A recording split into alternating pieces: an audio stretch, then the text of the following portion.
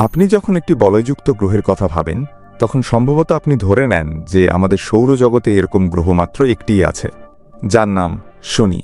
কিন্তু যদি আমি আপনাকে বলি যে শনির মতো আরও 3টি গ্রহ আছে, হ্যাঁ, এটা সত্যি। বৃহস্পতি, ইউরেনাস এবং নেপচুন সবগুলোরই নিজস্ব বলয় আছে।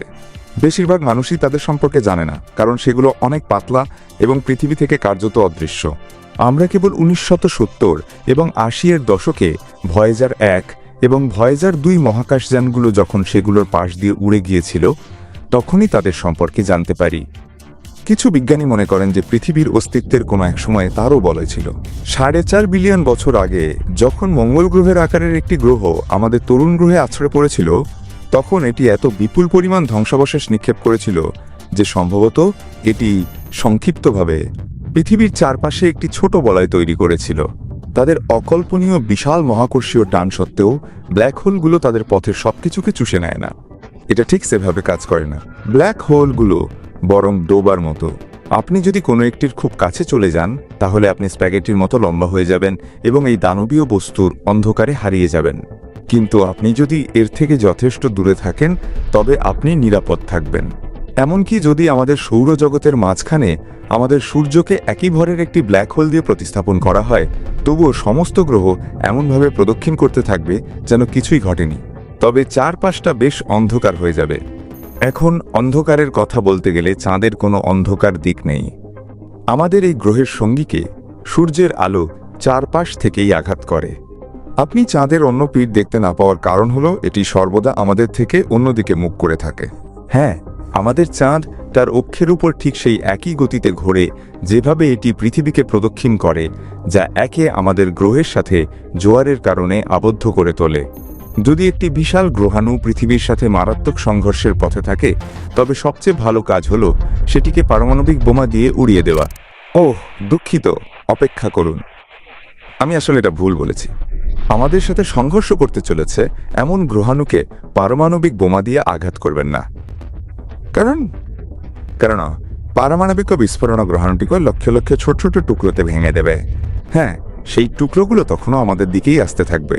একটি বিশাল গ্রহাণুর সাথে মোকাবিলা করার পরিবর্তে আমাদের একাধিক আঘাতের সাথে মোকাবিলা করতে হবে এবং এটি আমাদের সরিয়ে নেওয়ার কাজটিকে সত্যিই কঠিন বা সরাসরি অসম্ভব করে তুলবে। এখন আপনি এখনও একটি গ্রহাণু সংঘর্ষ প্রতিরোধ করতে একটি পারমাণবিক বোমা ব্যবহার করতে পারেন, কিন্তু আপনাকে মহাকাশের ওই পাথরে আঘাত করারও প্রয়োজন নেই। আমরা কেবল গ্রহাণুর কাছে একটি পারমাণবিক বোমার বিস্ফোরণ ঘটাবো। কাছে শব্দটির উপর জোর দেওয়া হচ্ছে। তখন বিস্ফোরণের শক্তি তাকে তার পথ থেকে ঠেলে দেবে, যা আমাদের গ্রহকে নিরাপদ রাখবে, আশা করি। আপনি জানেন, গ্রহাণুকে পারমাণবিক বোমা মেরে তার পথ থেকে সরিয়ে দেওয়াটাই আমাদের গ্রহের জন্য একমাত্র ভালো কাজ নয় যা আপনি করতে পারেন। কখনো কখনো এটি তার চেয়েও সহজ, যেমন আমাদের বাতাস এবং জল পরিষ্কার রাখা নিশ্চিত করা। রাতে পৃথিবীতে দাঁড়িয়ে আপনি হাজার হাজার তারা দেখতে পারেন, কিন্তু চাঁদ থেকে দৃশ্যটি আসলে বেশ বিরক্তিকর। হ্যাঁ, যে নভোচারীরা চাঁদে ভ্রমণ করেছেন তারা জানিয়েছেন যে সেখান থেকে তারা সহজে দেখা যায় না, কারণ আমাদের চাঁদ অত্যন্ত প্রতিফলক। এটি উজ্জ্বলতা অনেক বাড়িয়ে দেয়, যার ফলে তারাদের দিকে তাকানো কঠিন হয়ে পড়ে। এটা অনেকটা আলোক দূষণে ভরা শহরে বসে তারা দেখার মতো, যা মোটেই মজার নয়। আরও ভালো দৃশ্য পেতে আপনাকে মহাকাশে আরও দূরে ভ্রমণ করতে হবে। মহাকাশে ভ্রমণ আপনাকে লম্বা করবে না। যদিও এটা সত্যি যে নভোচারীরা মহাকাশে 5 সেমি পর্যন্ত লম্বা হতে পারেন।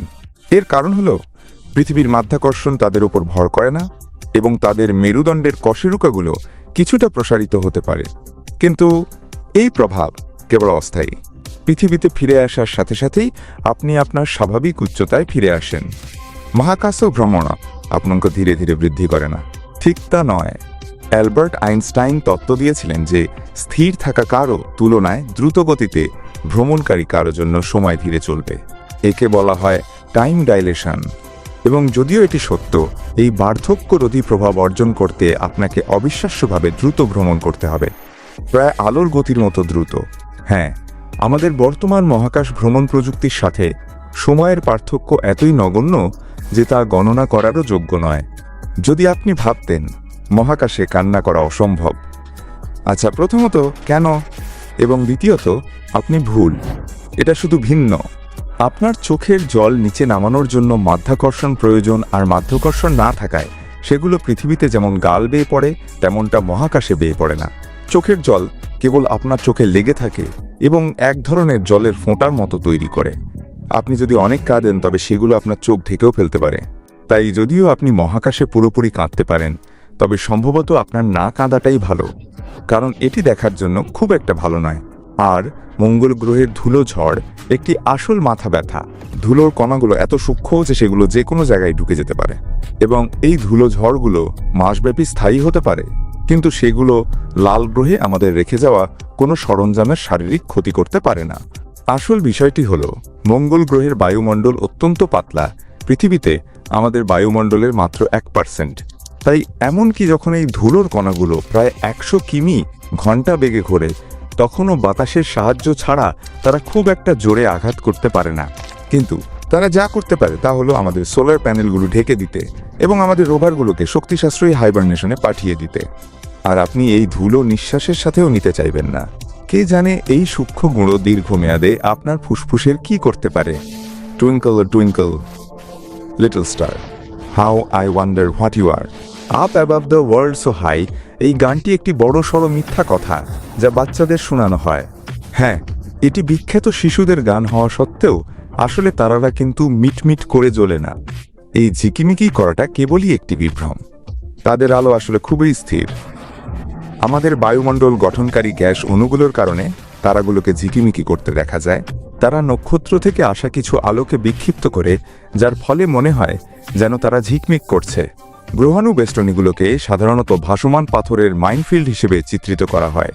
মহাকাশযানগুলোকে জীবন মৃত্যুর পরিস্থিতিতে গ্রহাণুগুলোর মধ্যে দিয়ে এঁকে বেঁকে চলতে হয়। কিন্তু বাস্তবে আমাদের গ্রহাণু বেষ্টনীগুলো আপনি সিনেমায় যা দেখেন তার মতো কিছুই নয়। গ্রহাণুগুলো এতটা কাছাকাছি থাকে না। আসলে তারা একে অপরের থেকে অত্যন্ত দূরে থাকে। উদাহরণস্বরূপ, বৃহস্পতি এবং মঙ্গলের মধ্যবর্তী গ্রহাণু বেষ্টনীতে প্রতিটি গ্রহাণু তার নিকটতম প্রতিবেশী থেকে কয়েক মিলিয়ন কিলোমিটার দূরে থাকে, এবং সংঘর্ষের সম্ভাবনা প্রায় 1 বিলিয়নের মধ্যে একটি। সুতরাং যদিও হ্যান, চিউই এবং লেয়া আপনাকে দ্য এম্পায়ার স্ট্রাইকস ব্যাক এ আসনের প্রান্তে বসিয়ে রেখেছিল, সেই রকম গ্রহাণু ক্ষেত্রগুলো বাস্তবতা থেকে অনেক দূরে। চীনের মহাপ্রাচীর মহাকাশ থেকে দৃশ্যমান একমাত্র মনুষ্যসৃষ্ট বস্তু হিসেবে পরিচিত, কিন্তু এটি সম্পূর্ণ মিথ্যা। হ্যাঁ, অবশ্যই হয়তো আপনি একটি ক্যামেরা এবং একটি জুম লেন্স দিয়ে এটি দেখতে পারেন, কিন্তু এটি খালি চোখে প্রায় অদৃশ্য। 5 থেকে 10 মিটার চওড়া হওয়ায় প্রাচীরটি মহাকাশ থেকে দেখার জন্য অনেক পাতলা। যাই হোক, আপনি এখনও মহাকাশ থেকে প্রচুর অন্যান্য মনুষ্যসৃষ্ট বস্তু দেখতে পারেন, বাঁধ, সেতু এবং পিরামিডের মতো জিনিস। এবং রাতে আপনি বিশ্বের বড় শহরগুলো থেকে আলোর প্রদর্শনী দেখতে পারেন। এবং এটাই সব নয়, আমরা সূর্যের হলুদ হওয়া এবং মহাকাশের সিউট ছাড়া মানুষের বিস্ফোরিত হওয়ার মতো আরও অনেক পাগলাটে মহাকাশের রূপকথার গল্প ভাঙতে প্রস্তুত। কিন্তু সেটা ওয়াচ দ্য ওয়ার্ল্ডের অন্য কোনো গল্পে।